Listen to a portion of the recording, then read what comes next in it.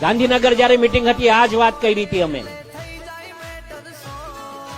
તમને જ્યાં સારું લાગે ત્યાં આપણે સમાજનું કામ કરજો.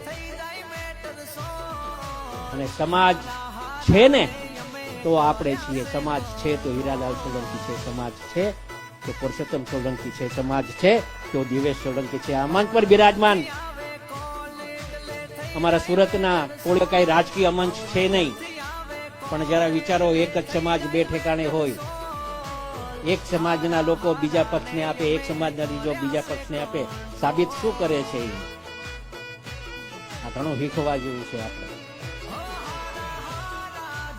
સમાજના લોકોને રાજકારણમાં લાવવું છે, પણ સમાજમાં રાજકારણ ન લાવતા મિત્રો એ કહેવા માટે અહીંયા આવ્યા છે.